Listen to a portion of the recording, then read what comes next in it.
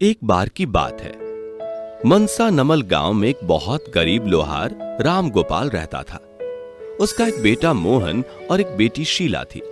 उसका परिवार बहुत ईमानदार था, जिसका लालन पालन करने के लिए राम गोपाल को कई बार दिन रात काम करना पड़ता था। ऐसी स्थिति होने पर भी राम गोपाल अपनी क्षमता अनुसार जरूरतमंदों की मदद के लिए हमेशा तैयार रहता। वह धन से गरीब जरूर था, मगर वह दिल से बहुत अमीर था। इंसान तो इंसान, यहां तक कि वह जानवरों की सेवा के लिए भी तैयार रहता था। रोज की तरह आज भी काम पर जाने से पहले राम गोपाल ने अपने खाने का डब्बा बांधने के लिए अपनी पत्नी से कहा। पत्नी जब डब्बा लेकर आई तो राम गोपाल ने कहा, मुझे आज आने में देर हो जाएगी, शायद मैं रात ही को आऊं। बच्चों को खाना खिलाकर सुला देना और तुम भी सो जाना। जब मैं आऊंगा तो आवाज लगाऊंगा, तब तुम दरवाजा खोल देना। इतना कहकर राम गोपाल अपने काम पर निकल गया। वह जिस रास्ते से जा रहा था वह रास्ता एक घने जंगल से होकर गुजरता था।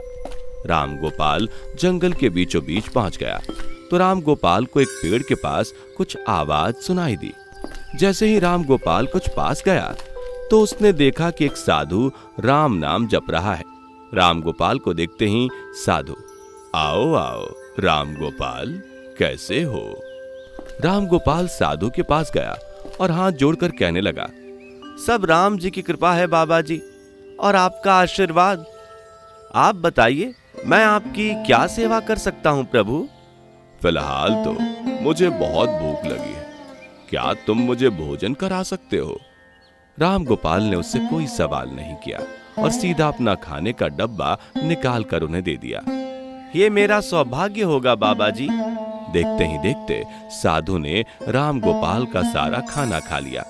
उसके बाद साधु ने कहा, बेटा, मैं तो तुम्हारा सारा खाना खा गया, अब तुम क्या खाओगे?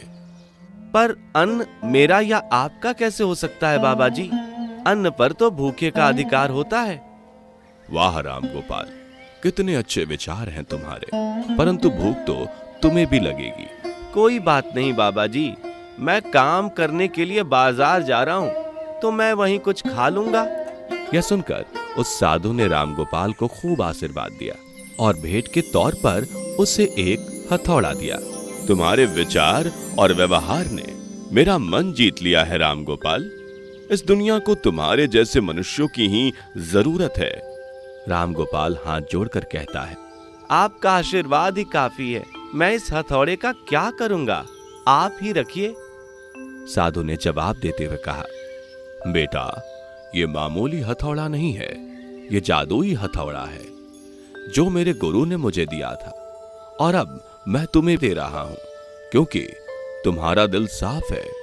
इसका इस्तेमाल अच्छे कामों के लिए ही करना, किसी दूसरे के हाथ में इसे मत देना, क्योंकि अगर कोई गलत इंसान इस हथौड़े का उपयोग करेगा तो उसके साथ बहुत बुरा होगा, उसका सब धन बर्बाद हो जाएगा। इतना कहकर वह बाबा वहां से अदृश्य हो गए।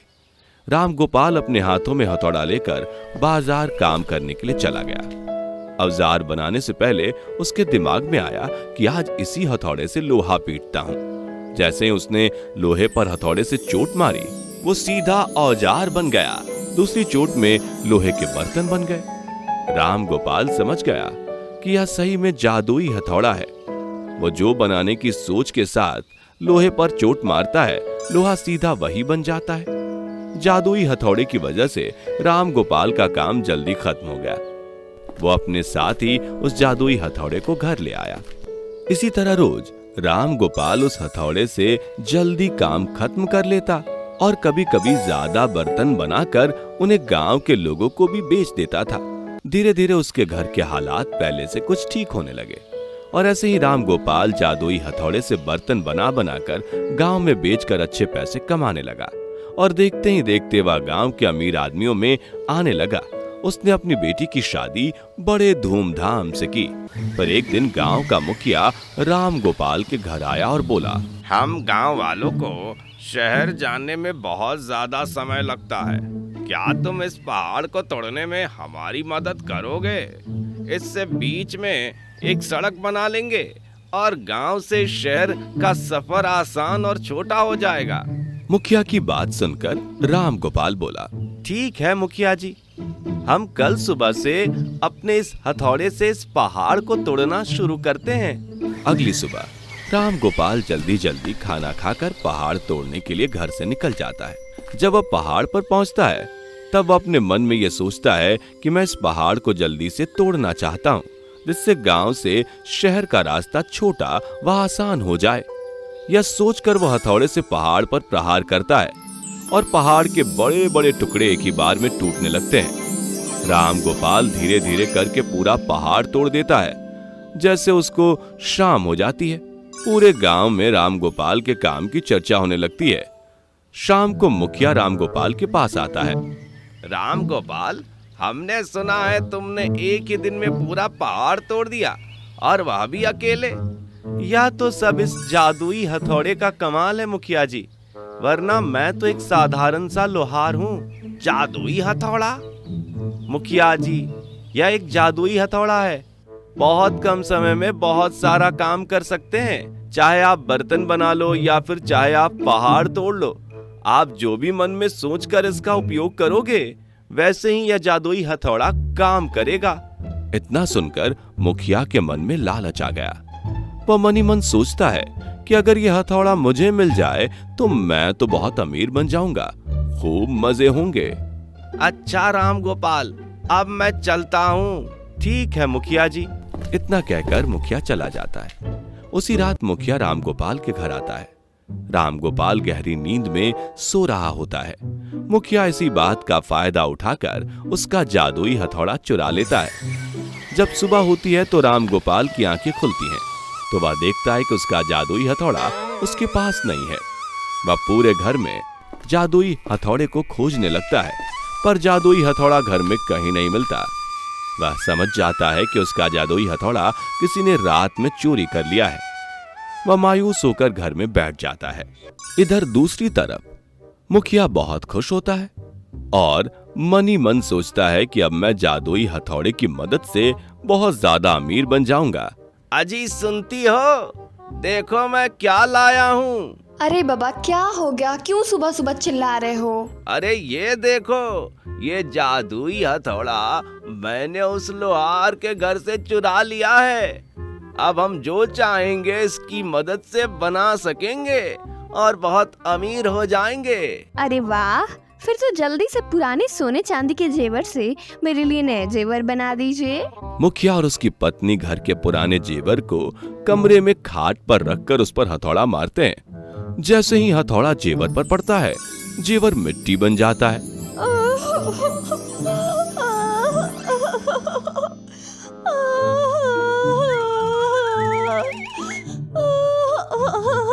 अरे ये क्या हो गया? रुको, मैं लोहे पर मार कर देखता हूँ। मुखिया जैसे ही लोहे पर हथौड़ा मारता है, लोहा भी मिट्टी बन जाता है। मुखिया यह समझ जाता है कि मामला क्या है। वह रोता रोता राम गोपाल के घर पहुँचता है। राम गोपाल, मुझे माफ कर दो। मैंने ही तुम्हारा यह जादुई हथौड़ा आज रात को चुरा लिया था, मगर इस जादुई हथौड़े से मेरा सारा धन नष्ट हो चुका है। मैं तुम्हारे आगे हाथ जोड़ता हूँ राम गोपाल, भगवान के लिए मेरे धन को पहले जैसा कर दो, नहीं तो मैं बर्बाद हो जाऊंगा। राम गोपाल मुखिया को रोते हुए देखता है। मुखिया जी, मुझे ये सब ठीक करने नहीं आता। इसके लिए हम सबको उसी जंगल में जाना पड़ेगा जहाँ से यह मुझे मिला था।